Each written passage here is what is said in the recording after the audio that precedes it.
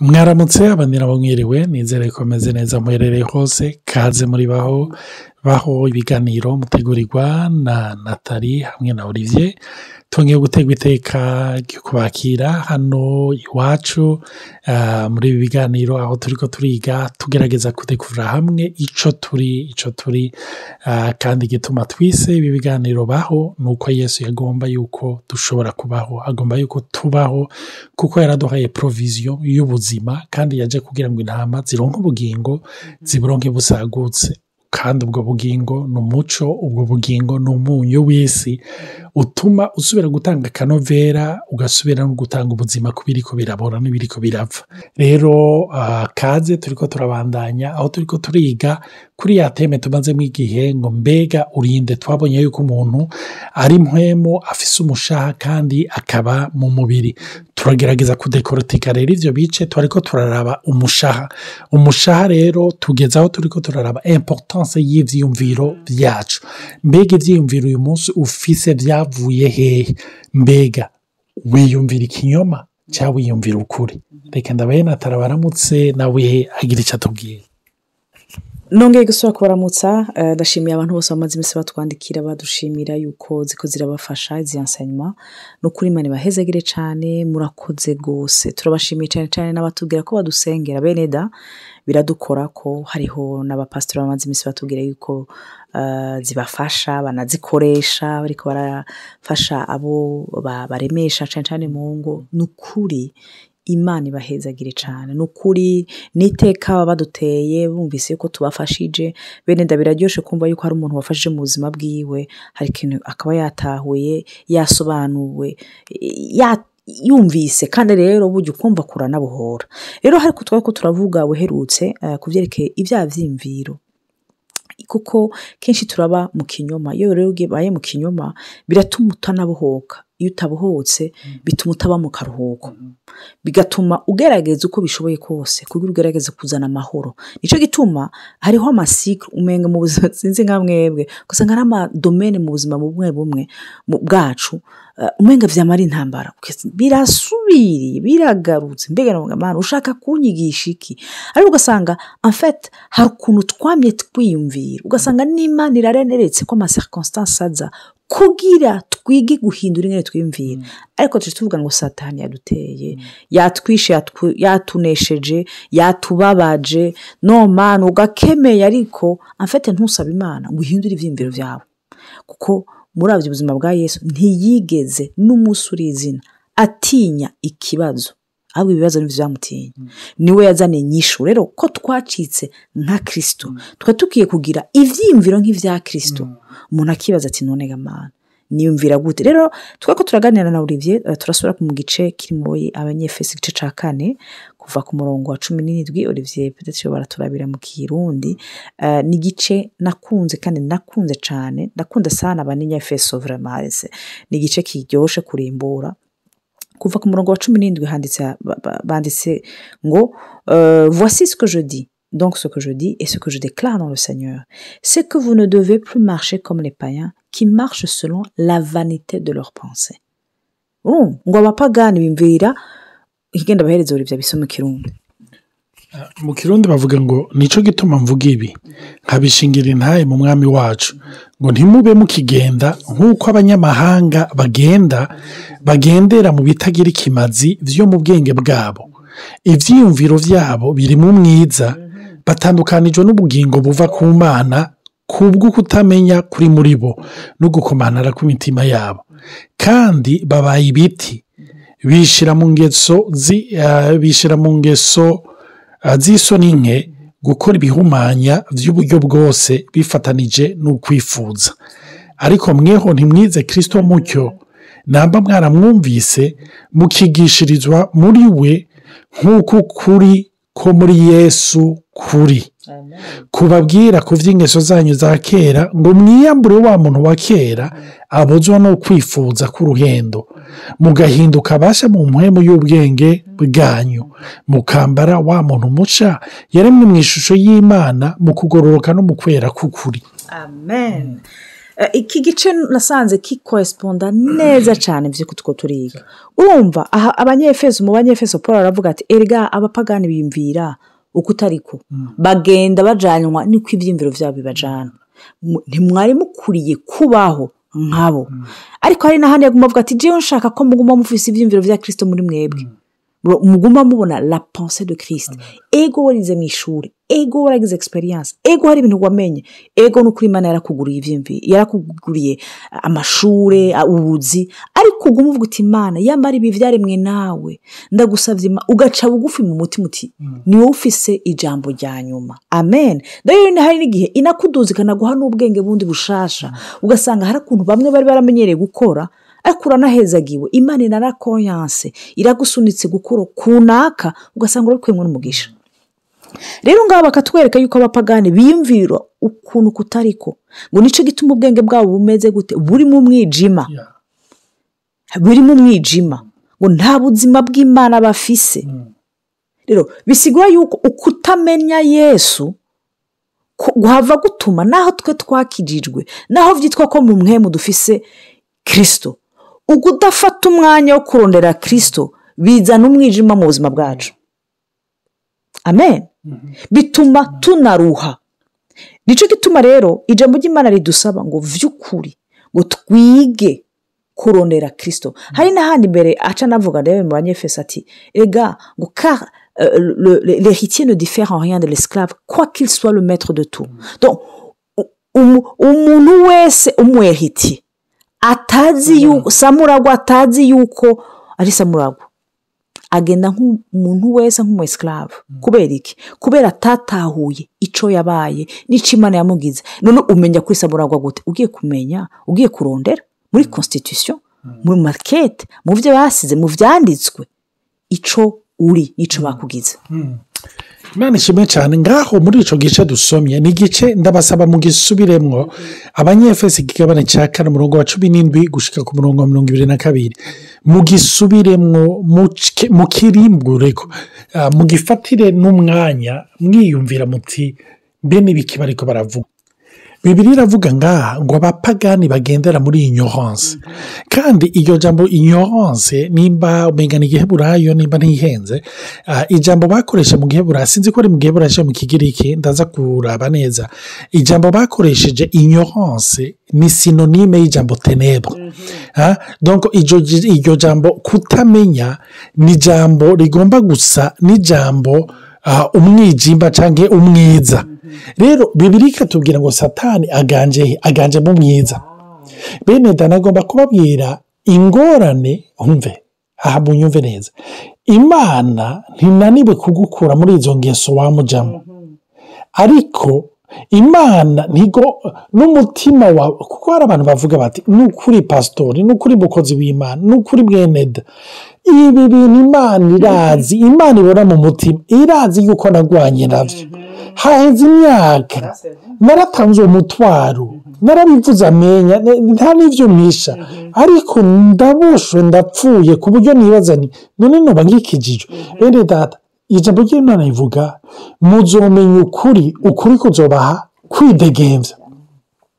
nagomba kuvuga ibindi ko ndavuga si iby'abandi twese ubwo wese arafise domaine mu buzima bwiwe akeneye kubohoka rero iyo domaine twese dukeneye kubohokamwo ni ukuvuga hariyo ukuri kwaho tutaramenya ni ukuvuga hariyo ibinyoma tukigenderamo ico kinyoma rero mwibuke yuko imbere yuko icaha ca mbere kiba kw'isi habanje kuba introduit ikinyoma iminsi yose novugamo muri izo ngeso canke muri ivyo vyaha pilier yavyo c'est le mensonge nico gituma Yesu yavuze ngo ndi umuco w'isi none kuri wewe mensonge uyita gute isigura iki exactement mensonge turiko turavuga ngo none iyo mensonge niyi mwibuke yuko mensonge novuga yindi yaba au départ ati en fait mushobora namwe gucika Imana ati nimwajya muri ico camwa ntaco muba namwe muracika nkayo uzorabe icaha cose ubona caje kibabaza umutima w'Imana mu rugezo rudasanzwe ni icaha novuga n'uyu munsi no mu vyagezwe no mu ijambo ry'Imana hose ugiye gusoma icaha gikomeye ni idolatry. Ni idolatry ni ikintu ugiye kuraba guhera mu itanguriro gushika muri apocalypse. Icaha gikomeye hari naho bavuga ivy'ikizira bariko baravuga ivya antichrist. Donc nukuvuga ngo n'umuntu azoza akagerageza gufata ikibanza c'Imana. Ikibazo camye gikomeye mu mutima w'umwana w'umuntu ni idolatry, gushira ikintu mu kibanza c'Imana. Nico gituma rero rimwe mu duha dusoma nko muri Ancien Testament ukabona nk'aba Dawidi barahamu bamwe bacumura ibicaha umenga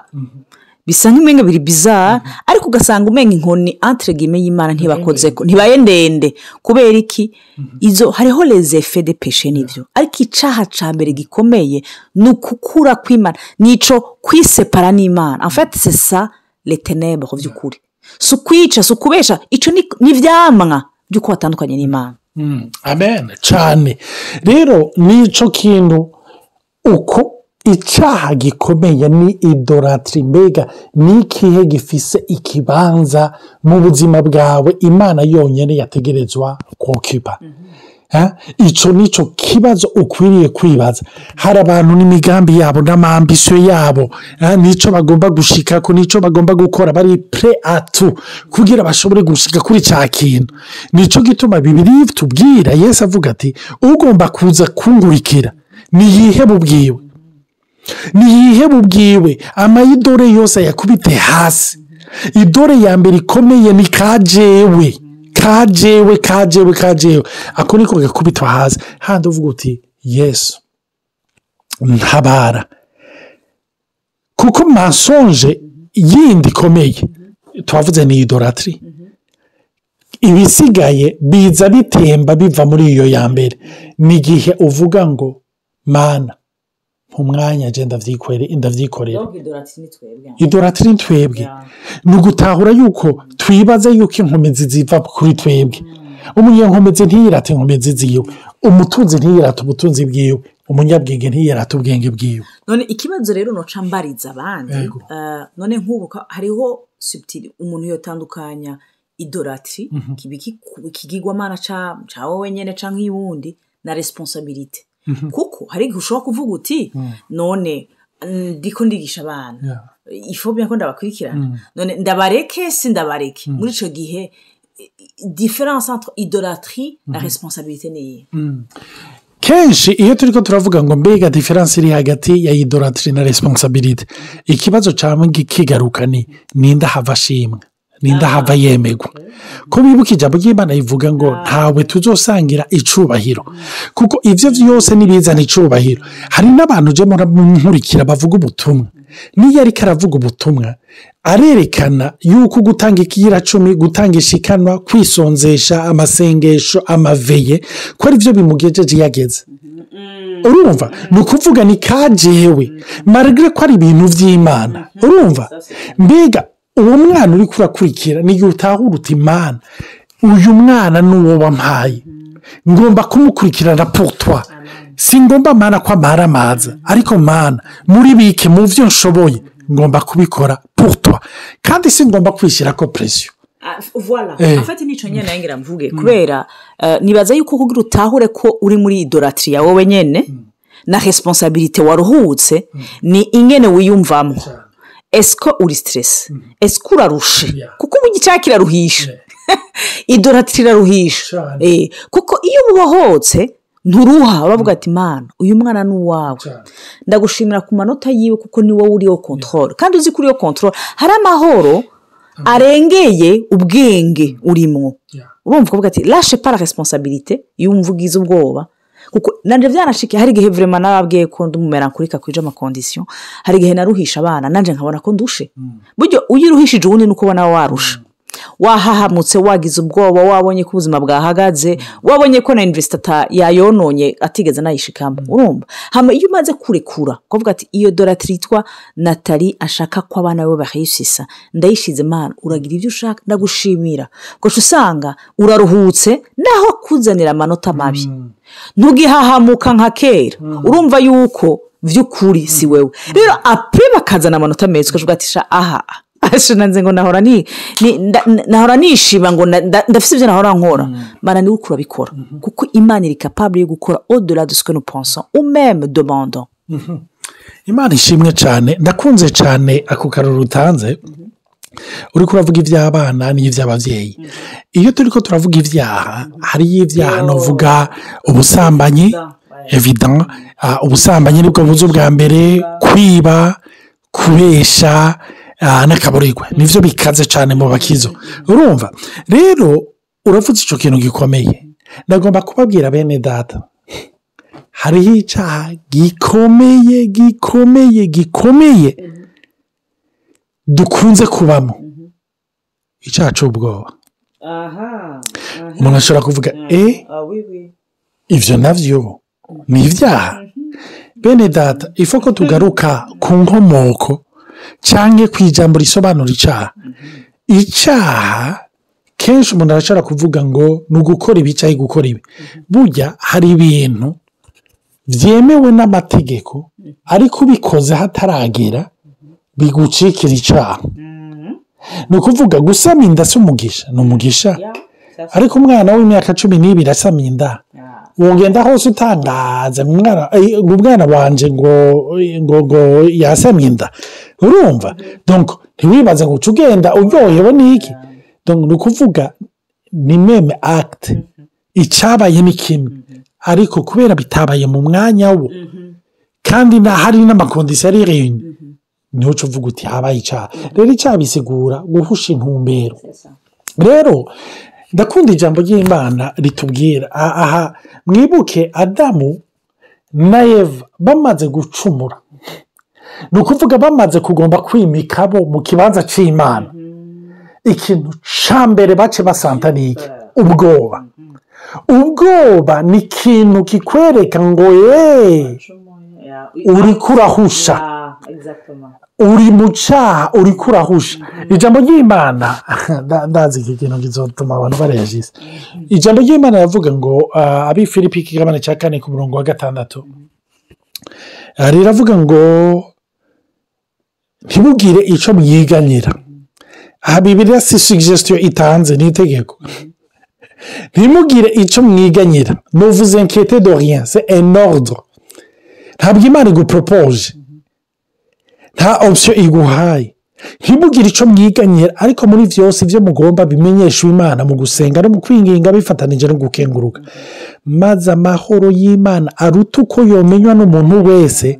azoshibamira imitima yanyu n'ivyiyumviro vyanyu muri Kristo Yesu murumva vya vyiyumviro turiko turavuga azoshibamira amahoro n'ivyiyumviro vyanyu muri Kristo Yesu iki kintu reka tuzokibandanye la fois prochaine bene data muriko muraba mu bwoba uyu munsi nagomba kukubaza ngo uri mu bwoba uri kuba muri mensonge uriko uba muri mensonge uri kuba mu kinyoma Yesu aragomba ko ivyumviro vyawe biba kuri we reka tuzokidevelopa neza la fois prochaine Imana ibahezagire rero twizere ko tuzoba turi kumwe muri Zoom ya 15 azoba ari kuri uyu munsi nyene ku badukurikira samedi abadukurikira vendredi naho azoba ari ejo amen.